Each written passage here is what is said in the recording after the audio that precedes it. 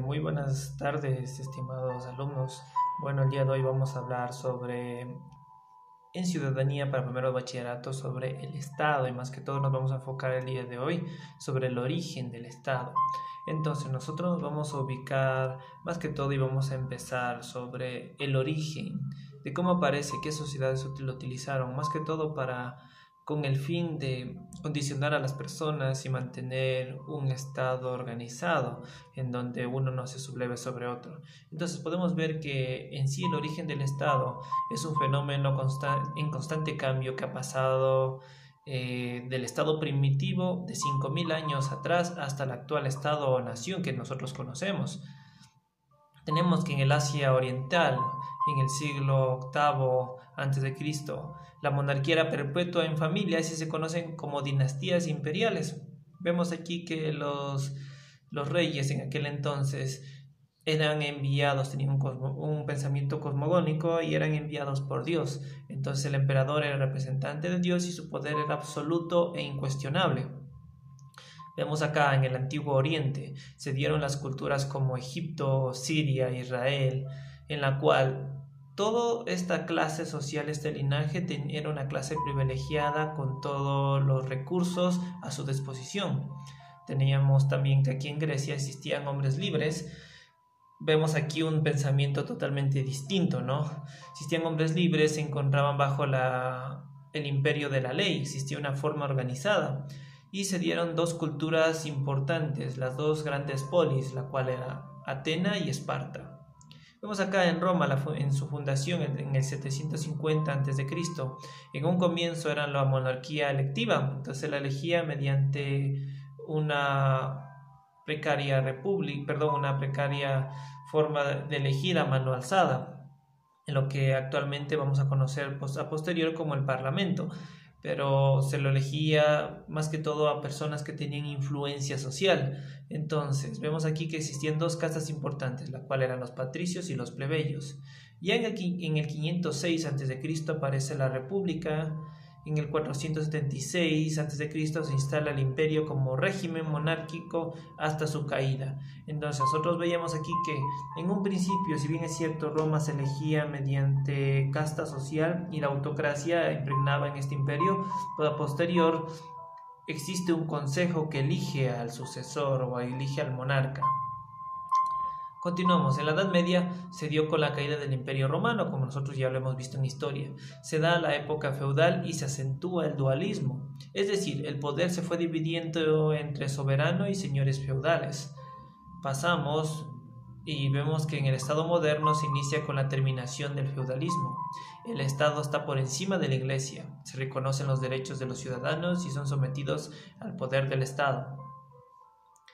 Vemos acá que en esta época moderna aparecen varios personajes que dieron gran relevancia a cómo debería estar organizado el Estado y su poder dentro del Estado. Entonces, sus postulados sirvieron para contractuar el modelo del sistema que nosotros en la actualidad se maneja, que bien o mal regula la democracia en un país o la forma organizativa de un país. Entonces tenemos que en el siglo XVII, en el siglo XVII, XVIII y XIX aparece John Locke, Montesquieu y Rousseau. Rousseau, aquel personaje en el cual siempre hemos hablado, sobre el contrato social, el cual nos manifiesta que el Estado debe estar dividido en tres poderes, garantizar los derechos fundamentales y existir una constitución. Vemos acá que el Estado es una realidad política o un hecho social en que los hombres se agrupan entre sus semejantes, estableciéndose entre sí relaciones e intercomunicación de ideas. Sí, aquí hablamos de procesos deliberativos. Vamos a conceptualizar el Estado. Según Hegel, nos dice que el Estado, todo lo que el hombre es, se lo debe al Estado. Es decir, el Estado no puede ser sin la persona, sin los miembros que conforman el Estado. Marx, por en cambio, nos cuestiona y nos dice que el Estado es un instrumento de dominio de una clase sobre otra, ¿no? Aquí vemos la lucha de clases sociales. Maquiavelo, el príncipe, nos dice que el Estado es un estatus social que define a un grupo seleccionado de personas para regular y controlar el Estado a su disposición. Tenemos también que el Estado se puede definir como el poder, es decir, como el órgano superior, soberano, independiente por encima de todo.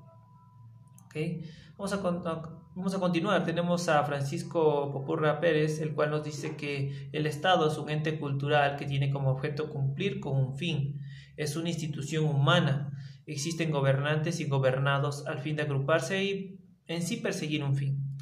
Tenemos además que dentro del Estado hay grupos sociales como la familia, las sociedades civiles y que en una interacción más amplia forman lo que es el Estado.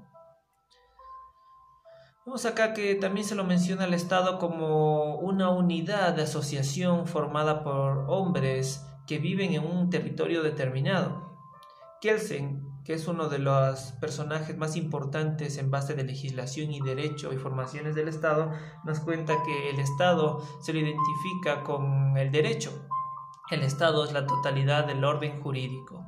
Es decir, que para que un Estado funcione de manera adecuada tiene que estar organizado sistemáticamente por un orden jerárquico de leyes. Como aquí en el Ecuador, ya lo hemos hablado, siempre está por encima derechos humanos, constitución y los demás órganos regulativos enviados por la Asamblea y autorizados o creados por alguna institución o por algún municipio que están por debajo de la Constitución Madre. También tenemos a Platón, el cual postula, desde el enfoque filosófico, que el Estado ideal debe prevalecer la justicia como el valor supremo, ya que sin justicia y sin división de poderes, el Estado ingresa a ser el plano dictatorial. Vemos acá los elementos del Estado. Dentro de la doctrina de Kelsen nos menciona que el Estado gira en 4 aspectos: en el orden jurídico, es decir, la creación de leyes, en su territorio, en su pueblo y en su soberanía.